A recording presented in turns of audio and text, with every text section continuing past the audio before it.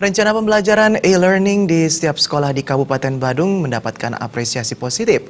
Namun sebelum diterapkan, e-learning harus didukung kesiapan infrastruktur sehingga mampu memberikan manfaat maksimal untuk mencerdaskan anak-anak didik.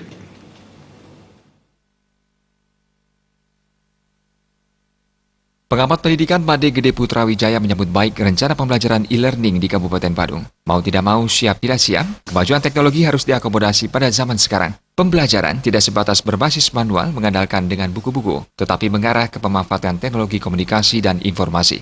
Made Gede Putra Wijaya menambahkan hal terpenting dalam pembelajaran e-learning adalah sejauh mana kesiapan infrastruktur e-learning seperti internet dan wifi secara memadai baik di dalam ruangan maupun halaman sekolah. Dengan demikian, anak-anak bisa mengakses e-learning melalui kemajuan teknologi. Tidak hanya penyediaan sarana prasarana Wi-Fi dan komputer, tetapi juga tenaga-tenaga yang akan mengemban tugas penerapan e-learning juga harus disiapkan. Setidaknya, pemerintah harus melakukan kegiatan pendidikan dan pelatihan diklat kepada tenaga-tenaga yang memberikan pembelajaran e-learning di sekolah-sekolah.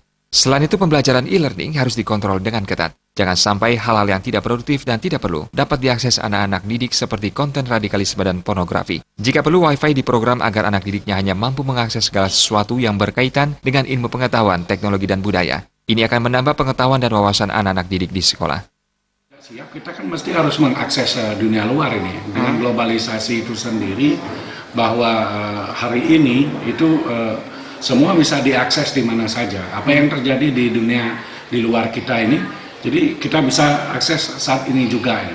Sehingga membuat dampak yang luar biasa.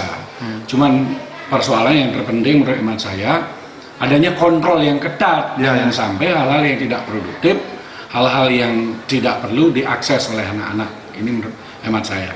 Jadi kalau itu berkaitan dengan ilmu pengetahuan, dengan teknologi, dengan budaya, saya kira perlu sekali, penting sekali.